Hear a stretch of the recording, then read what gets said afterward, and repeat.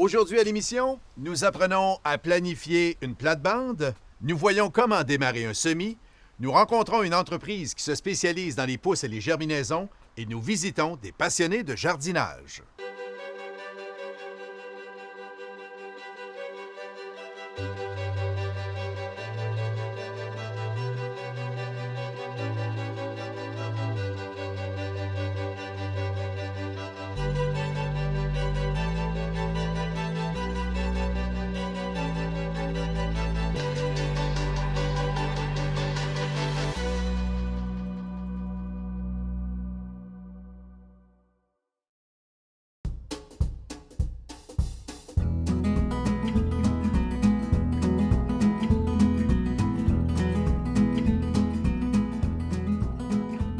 Mesdames, Messieurs, bonjour et bienvenue à cette première émission de Paroles de jardinier.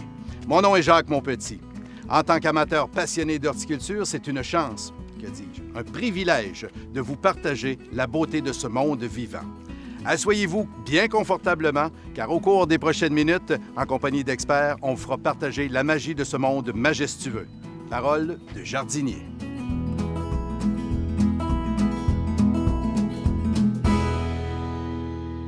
Afin de maximiser nos rendements dans nos projets de jardinage, nous avons décidé de faire affaire avec une professionnelle, Patricia Galland, horticultrice en chef au Jardin de Métis. Bonjour, Patricia. Bonjour, Jacques.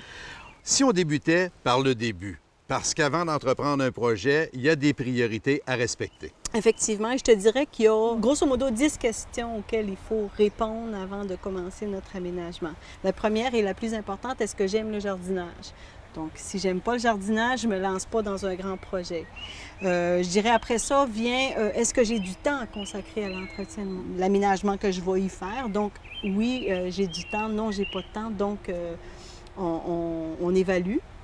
Et ensuite de ça, est-ce que j'ai un budget? Dépendamment du budget, mon aménagement va être imposant ou restreint. Ça va limiter un peu ce que je vais pouvoir faire. Une fois qu'on s'est posé ces questions-là, après ça, il faut regarder un peu l'ensemble de notre terrain. Qu'est-ce qui est possible de faire? Qu'est-ce qu'il va y avoir comme travaux? Donc, s'assurer l'accès au terrain. Exactement. Si on a des projets d'agrandissement, on a des projets d'installer un cabanon, un garage, par exemple, il faut penser à tout ça avant de faire les aménagements. Donc, vraiment tracer vos aires de circulation. Aussi, je dirais le meilleur moyen peut-être de mettre ça en plan, c'est le plan de localisation. Quand vous achetez une maison, vous avez ça. Le certificat de localisation. Localisation. Donc, vous avez déjà les choses qui sont en place. Donc, nous, on vient ajouter des éléments. On va ajouter sur notre plan, qu'est-ce que j'ai comme projet d'avenir? Qu'est-ce que je veux faire d'ici, dans 5 ans, 10 ans? Ensuite de ça, je dirais, il faut prendre des notes durant une saison. Si tu veux planter des plantes, si tu as un endroit qui se tient toujours humide, il faut le savoir. Si tu as un endroit, c'est trop sec, il faut le savoir aussi. Donc, les pentes, les accumulations d'eau. Ensuite de ça, l'hiver. Parce que l'hiver, on pense que, bon, il n'y a rien à faire en aménagement, mais l'accumulation de neige, c'est toujours un facteur très important.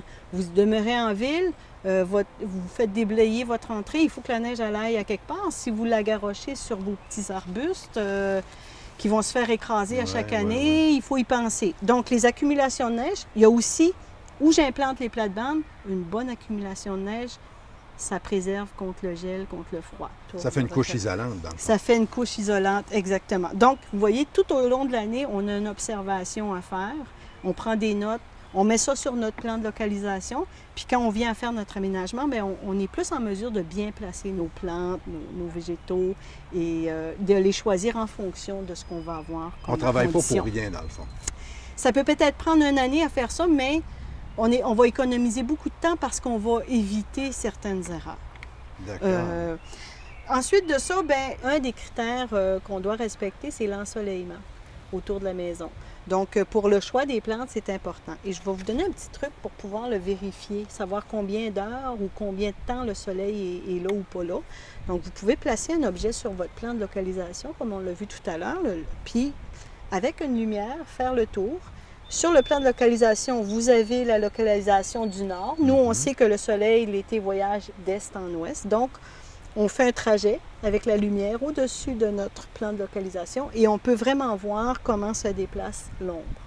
Et pour notre projet aujourd'hui, on a choisi de faire une plate-bande à l'ombre. Donc, on va choisir les végétaux en fonction de tout ça. Alors, il y a bien des choses à considérer avant et après ce que ça va devenir. Donc, dans le fond, notre projet n'est pas uniquement que présent, là.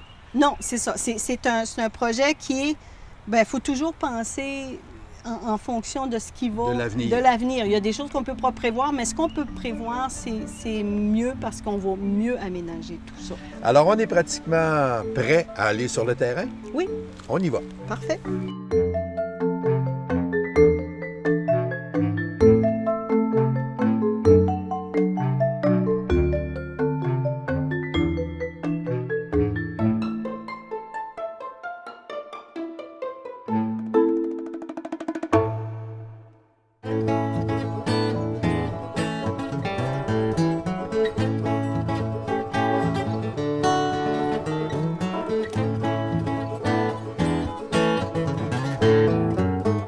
Nous sommes à la ferme Vert-Mouton en compagnie de Donald Dubé qui est copropriétaire de l'entreprise. Donald, bonjour. Bonjour. Donald, à la ferme Vert-Mouton, on est dans un secteur très particulier ici. Oui, celui de la production de pousses sur terreau. Bon, si on avait à définir, qu'est-ce que c'est que ces pousses? Ce sont de jeunes plants, de très jeunes plants, de différentes variétés. En ce moment, on produit du pois, du tournesol, du radis, du daikon et du sarrasin. Alors, quand on entend ces variétés-là, le réflexe qu'on a, on dit du pois, alors on voit un pois vert tout de suite. Le but de la production, ce n'est pas le fruit ou le légume. Non. Ce qu'on veut, c'est le plant très jeune. Là, ce qu'on voit ici, c'est le pois en haut, le tournesol ici plus bas. Puis, on va les laisser pousser encore 4 jours et on va les récolter. Donc, c'est sur un laps de temps qui est quand même relativement court. Absolument. Dans le cas des grosses semences, on a une étape de trempage là, au début là, qui dure environ 12 heures. Ensuite, il y a la germination qui se présente. On met au terreau, puis au bout de 10 jours et demi, à peu près, plus tard, on coupe, on récolte, on ensâche. C'est prêt pour la consommation. À cette étape-là de jeunes plants, il y a une concentration de plusieurs éléments nutritifs, minéraux, acides aminés, acides gras, tout ça qui est assez concentré, qui est très bon pour la santé. J'allais dire biologique, est-ce que c'est exact aussi? Oui, notre produit est certifié biologique par Québec Vrai. Où on peut retrouver ces produits-là? Dans différentes épiceries, l'épicerie de Rimouski, Saint-Valérien, plusieurs restos, marché public. On est présent, nous, toute la saison au marché public. Alors, présent au niveau local, régional et peut-être éventuellement un peu plus? On n'est pas fermé à cette idée-là. Ouais. Alors, de cette salle ici, on va se transporter du côté de la salle d'ensachement où vous allez voir le produit final.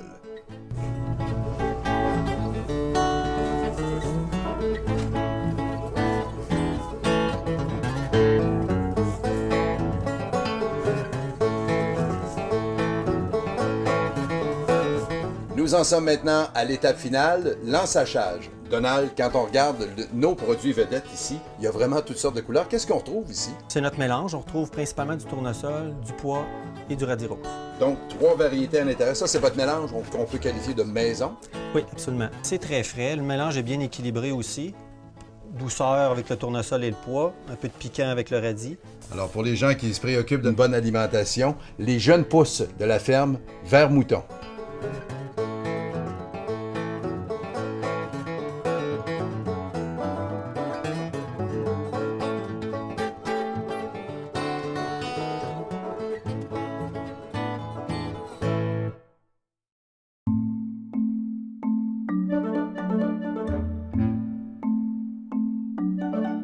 Le saviez-vous? Les jardins de métis sont l'un des rares endroits où pousse le pavot bleu, le Meconopsis betonicifolia, une plante originaire de l'Himalaya qui ne pousse que dans des conditions particulières. C'est pourquoi il a été choisi l'emblème floral des jardins de métis.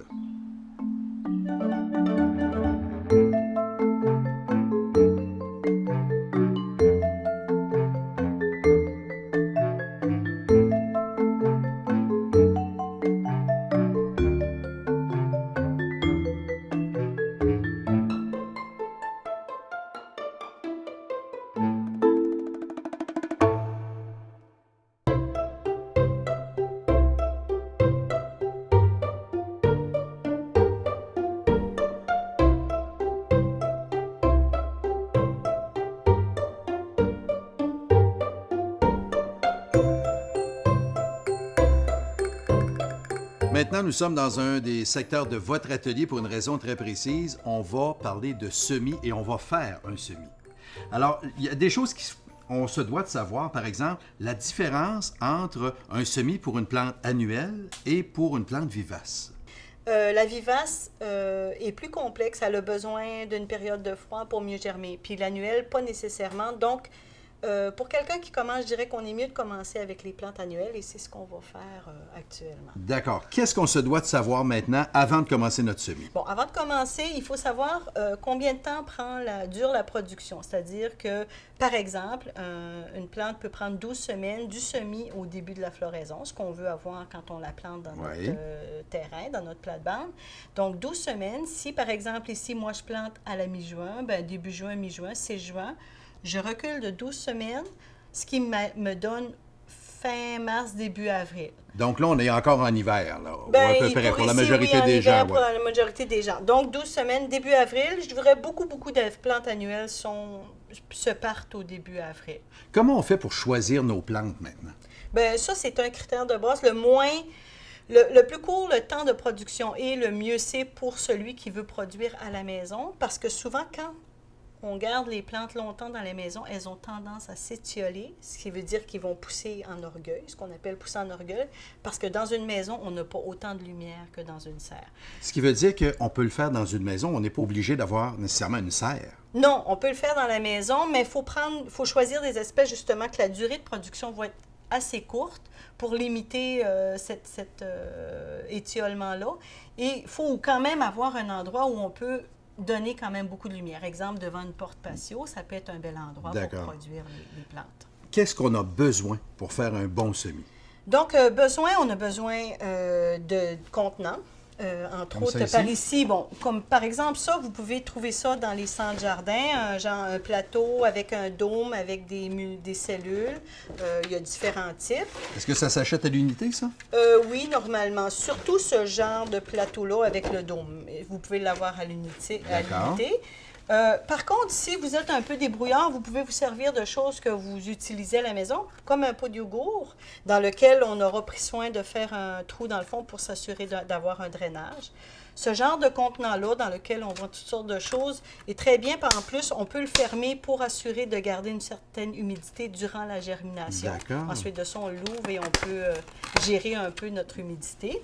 Et pour les contenants genre multicellules, la caisse d'œuf, même la caisse d'œuf vide peut servir, surtout quand on a des semis individuels à faire. Donc peut-être pour des plants un petit peu plus gros? Exactement. OK.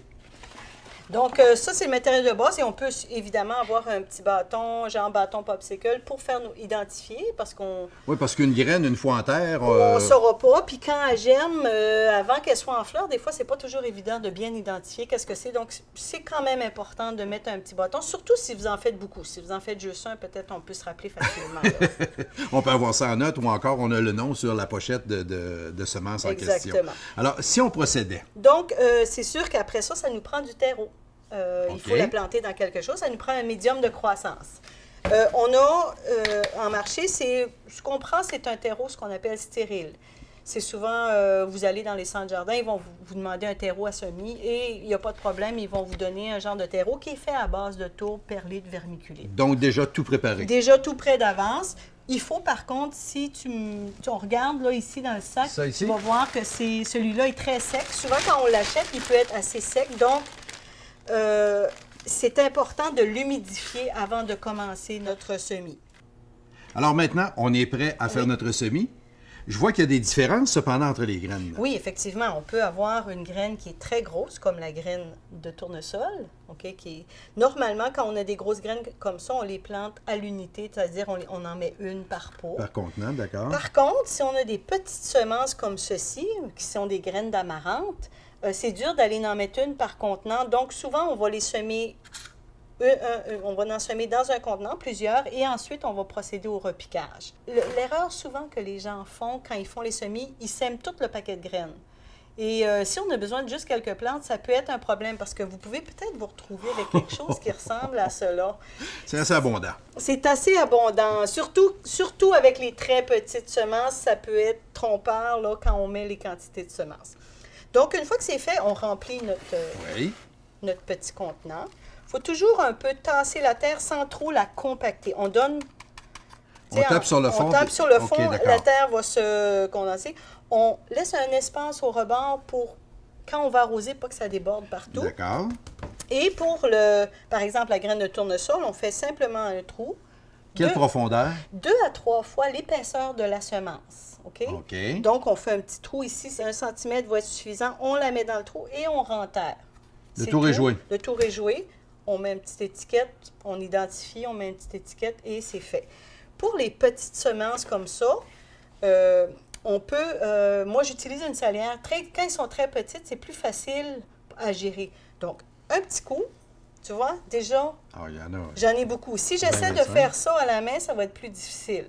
Oui. Donc, la salière. Et quand elles sont petites comme ça, plus elles sont petites, moins on enterre. Donc, on a vraiment juste besoin de presser pour faire un contact avec le sol. On garde toujours les Et on graines garde. en surface. C'est ça. Et OK. on peut redonner un peu, surtout quand ils sont en surface, on peut redonner un peu d'humidité. Ensuite de ça, jusqu'à la germination, on peut l'insérer dans un sac de plastique, le fermer. Parce que ce qui est important pour la germination, c'est température-humidité. Donc, il ne faut pas ouvrir le sac. Non, tant que c'est pas germé, on laisse le sac fermé. Parce qu'il On demeurera garde toujours une humide. humidité. D'accord. Et on température dans la maison, pour la majorité des semis, je vous dirais entre 18 et 22 degrés Celsius. Une fois qu'ils auront germé, ensuite de ça, c'est important d'enlever le sac et de leur donner de l'air et de la lumière. Et pour le repiquage, maintenant, quand vient le temps de séparer les plants? Donc, c'est ça. Ces petites amarantes-là, si on les a fait pousser, ça va donner quelque chose du genre comme ça. Oui. Donc, lorsqu'elles ont 2 à 4 paires de feuilles, en fait, ça va toujours par paire, là, on dit que c'est vraiment le temps de repiquer. Alors, pour le repiquage, procédé, on fait le même processus. On reprend nos petits pots, on les remplit, tape un peu, on se garde un rebord. Toujours penser aussi que dans la maison, quand vous allez devoir arroser, donc mettre vos pots dans quelque chose qui va pouvoir collecter l'eau. Autrement, Une petite assiette, une petite Donc, pour le soucoupe. repiquage, il faut vraiment aller soulever les plantes, aller les chercher et on manipule toujours par le feuillage. Parce que la tige, si vous la cassez à ce stade-là, la plante, c'est terminé, n'a plus. Donc, on fait un petit trou, on insère les racines et on fait une pression Seulement. et le repiquage est fait. Ah oui. Donc, c'est fait. Et là, vous attendez que cette belle plante pousse. On se doit d'arroser à nouveau? Oui, bien, juste après un repiquage, on donne un arrosage. Et ensuite de ça, on attend que le sol sèche un peu pour réarroser. Les premières journées, je dirais que la première semaine, c'est là que c'est déterminant. Parce que la plante, elle n'a pas eu le temps De s'adapter. Donc, il faut faire un suivi plus régulier sur l'arrosage. Mais une fois que le système racinaire a repris sa place, ensuite de ça, on peut espacer les arrosages. D'accord. Mais toujours en s'assurant que le sol n'est pas asséché. Oui, mais il ne faut jamais que ça soit détrempé. Il y a une nuance, On donc arrose toujours humide. Humide, mais non détrempé. Ça, c'est très important. Ensuite de ça, quand votre plante va être prête, presque prête à sortir dehors, il faut l'acclimater. C'est-à-dire qu'on doit graduellement lui faire voir la lumière du jour. Lui faire connaître l'extérieur. L'extérieur, exactement. Idéalement, les premières journées, on choisit des journées nuageuses parce que le soleil, elle n'a pas vu le soleil, donc ça pourrait la brûler. Oui, les rayons directs. Oui, les rayons directs. Donc, on choisit des journées nuageuses et graduellement, on l'expose de plus en plus au soleil. Il faut aussi toujours surveiller la température de nuit. S'il annonce des gelées, bien là, à ce moment-là, effectivement, il faut les rentrer à l'intérieur. Eh bien voilà, merci beaucoup. Ça m'a fait plaisir.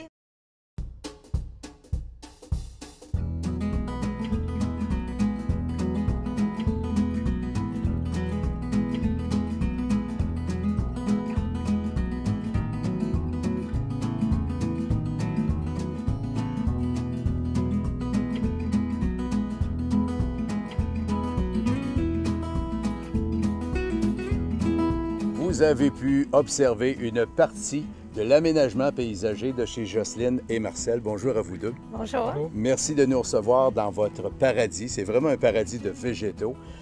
Moi, je me demande comment on en arrive à faire un terrain superbe comme celui-là. On se croirait d'abord dans le sud parce qu'on ne pense pas que tous ces plants-là poussent dans notre région, mais on est bel et bien à Rimouski. Dites-moi comment ça a commencé, ce projet-là? Bien, je dirais que ça a commencé il y a peut-être une vingtaine d'années. Je suis originaire de Winnipeg, puis je retournais chez moi l'été. Mais quand j'ai eu des enfants, on a passé plus de temps ici à Rimouski. Puis j'avais envie de trouver un nouvel hobby. Fait que j'ai commencé avec un petit coin, puis a grandi, puis ça a fini avec ça. Quelle est la principale différence entre le projet qui, à l'origine, devait certainement pas être comme ça, et ce que l'on voit aujourd'hui? J'imagine que c'était gazonné majoritairement? Oui, il y avait des pentes de gazon partout, par étage. Et comme c'était difficile d'entretien... Pour la pelouse, principalement, oui. On a décidé de... En commençant, naturellement, les fleurs d'un côté du terrain, on a fini par les faire dans la pente aussi. Faire des paliers et Jocelyne a étendu la culture de ces plantes à chacun des paliers. Là, qui est le plus maniaque entre les deux, là, au niveau de l'aménagement paysager? Bien, Les deux. Oui. Je dirais en fait équipe, parce que lui, il fait beaucoup de structure, toute la pierre que vous voyez. Puis c'est moi qui fais le choix de management, placer des plantes. Mais on travaille ensemble dans le jardin.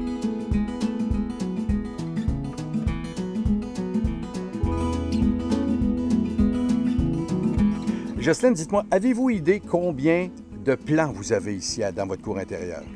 Ça, c'est la question qui tue. Ouais. J'ai jamais compté, mais j'ai probablement plus qu'une centaine d'espèces de plantes ici. Environ 95 de mes plantes, c'est des vivaces. Et 5 c'est des annuelles. Pour garder des annuelles, c'est intéressant parce que ça garde la couleur à tout moment de la saison. Tandis que des vivaces, bien, on sait qu'il y en a qui fleurissent tôt, ça finit, il y a d'autres.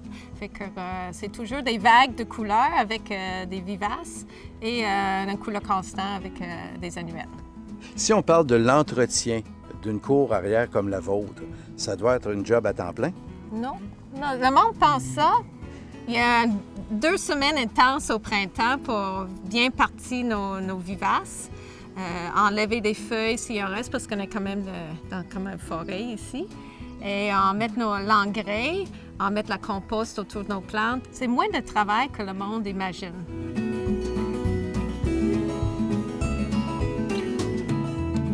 C'est assez exceptionnel. C'est un paradis, c'est un oasis de paix.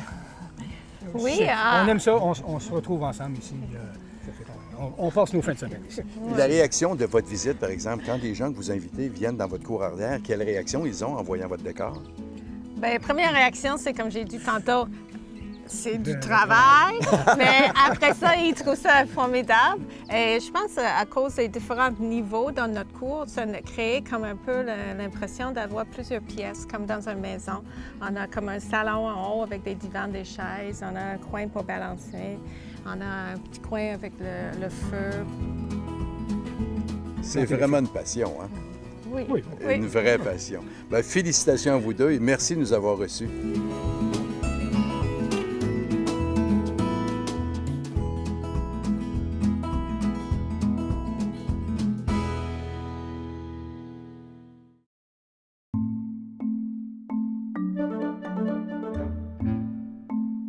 Alors maintenant, Patricia, on est prêt à aménager notre plate-bande. On a tout ce qu'il nous faut, nos plantes, nos outils, notre carré aménagé. Qu'est-ce qui nous manque? On a notre plan aussi qu'on avait fait, qu'on avait regardé un petit peu. Mais là, Oui. pourquoi on a besoin d'un plan? C'est pour justement un peu évaluer l'espace que vont prendre les plantes à maturité. Parce que là, il y a des ronds de diverses grandeurs, donc les plants vont être plus gros ici. Oui, les qu'à l'avant. gros ronds, ça veut D'accord. dire que cette plante-là prend à Plus maturité d'expansion. cette dimension-là. Et plus on va, plus les plantes petites. Donc, notre plate-bande, on a l'arrière de la plate-bande qui est là. Donc, on va placer les plantes plus grosses à l'arrière et les plantes plus petites à l'avant. D'accord. Et ensuite de ça, on va voir qu'effectivement, il reste beaucoup d'espace. C'est tentant, là. Ce serait vraiment tentant d'aller les rapprocher. Mais on peut combler les premières années avec des plantes annuelles pour justement laisser le temps aux plantes vivaces de prendre. Est-ce que c'est pas là un défaut qui nous guette, ça, la première année, de vouloir charger? Toujours, toujours. Et je vous dirais, même les professionnels, on faut se restreindre tout le temps. C'est toujours tentant de le faire. Il faut se parler. Il faut se parler assez OK, fort. alors là, on passe à l'action. Oui, donc ça, c'est les plantes vivaces. On va commencer par placer celle-là, puis ensuite de ça, on verra ce qui nous reste comme espace. D'accord. Donc, je vais commencer par Là, les ça plantes ici? qui vont à l'arrière, toujours. Donc, on va se déplacer ici. Bon, moi, ce que je fais toujours, c'est que j'installe mes pots. D'accord. pour voir. On a dit que celle-là, elle prenait une grosse dimension. Elle peut s'étaler de ce côté-là en masse parce qu'elle a de l'espace. Elle va peut-être être un peu en dehors de la plate-bande, mais elle va pouvoir comme enrober la plate-bande. On a dit que celle-là Était assez haute était aussi. assez haute aussi.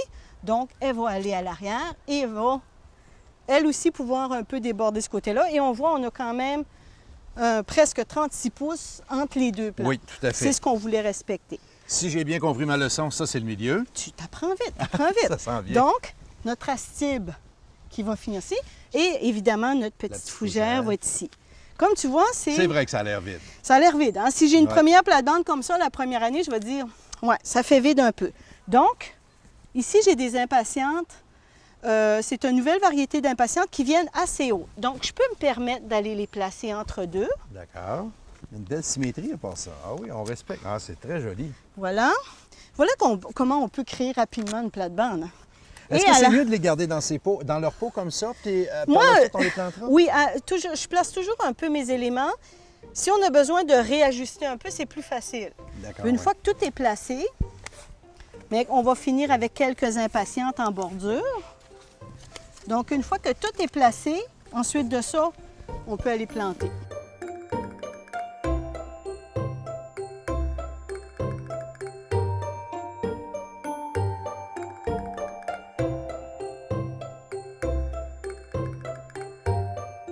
Wow, Patricia, c'est vraiment beau. Oui, c'est efficace, hein? Ben oui, c'est très convaincant. Là, on est prêt maintenant à planter. Oui, effectivement. On va planter notre aruncus. Celui-là ici. Donc, on a notre emplacement. On fait une marque. Oui. Je creuse Oui, la la profondeur. du pot à peu près. Il faut toujours que la plante soit au même niveau qu'elle était dans son pot. OK. Donc, moi, je vais tranquillement, je vais te laisser faire ton trou. On va la dépoter ensuite de ça. Je pense qu'on est correct là, dans la profondeur. On sera assez creux. Ah oui, Oui. la chienne est là, regarde. Oui. C'est bon.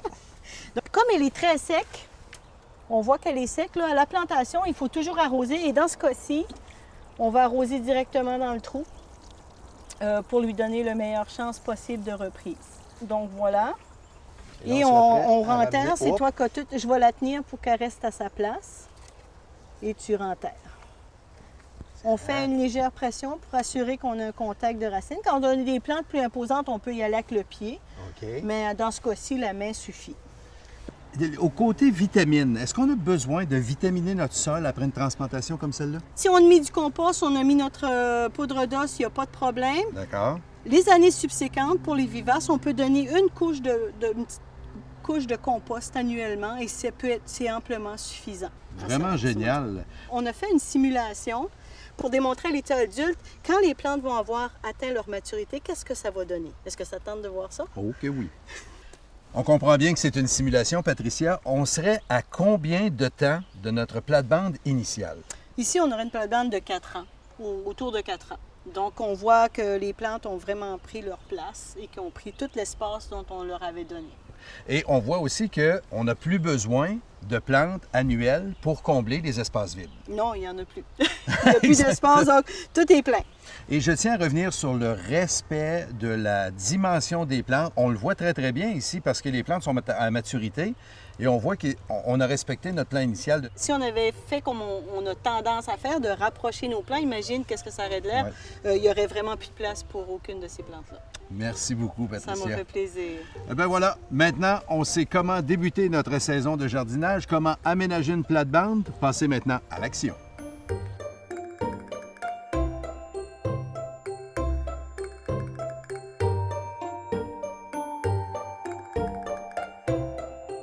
En conclusion, Patricia, on doit comprendre qu'un jardin, un aménagement paysager, on peut faire ça à peu près n'importe où. Oui, à condition d'avoir très bien planifié ces choses et d'avoir évalué toutes les conditions, comme on l'a vu précédemment, et d'assurer un suivi aussi après l'aménagement. Comme on le voit ici, tout est plein, tout est rempli, bien, c'est un perpétuel travail. Merci beaucoup pour ces petits trucs et conseils. Ça m'a fait plaisir. Merci beaucoup à vous aussi à la maison d'avoir été présents. On se donne rendez-vous pour une autre émission en vous rappelant que le jardinage, c'est vivifiant. Parole de jardinier.